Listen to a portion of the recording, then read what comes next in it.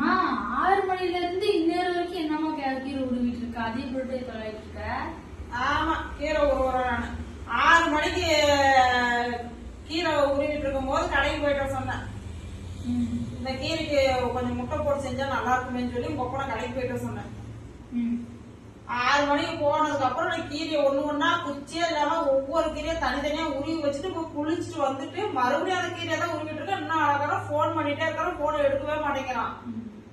எத்தனை டைம் கூப்பிடுறது, கூட்டு பார்த்துட்டு சரி வர்றப்ப வருதுன்னு தான் அப்படியே உட்காந்துருக்கிறேன். சரி பொம்பளை பிள்ளைங்களை கடைக்கு அனுப்ப கூடாது, அந்த மனுஷன் போயிட்டு வரட்டு வேற லீவு தானே, நீங்க வீட்டு தானே இருக்காரு, கடைக்கு போயிட்டு இந்த இருக்கிற கடைக்கு போயிட்டு வரது 3 மணி நேரம் ஆயிடுச்சு. 3 மணி நேரம் ஆக போகுது. 9 மணி ஆனா 3 மணி நேரம். விஷயம் தெரியாதா? புருஷன் யாருக்கூட கண்ணப்பாலையிலேயே போயிட்டு இருந்தேன். யாரோ ஒரு அங்கிள் கூட. என்ன சொல்ற? ஆனா யாரோ ஒரு அங்கிள் கூட போனாங்க கண்ணப்பாலை, நான் பார்த்தனே. அப்படி எனக்கு சொல்லவே இல்ல.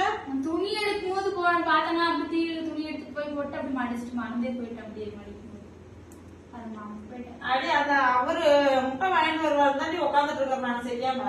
எனக்கு தெரியவே தெரியாதுமா. நான் பிள்ளைங்களை அனுப்ப கூடாதுனால இந்த மனுஷன் அனுப்பணும். இல்ல நான் வாங்கிட்டு வர மாட்டேன்னு சொல்லிட்டா கூட நான் கூட போய் வாங்கிட்டு வந்து செஞ்சிருப்பேன்டி. சரி நீதான் போயிட்டு வரியா? ஒரு 2 முட்டை மட்டும் வாங்கிட்டு வரல.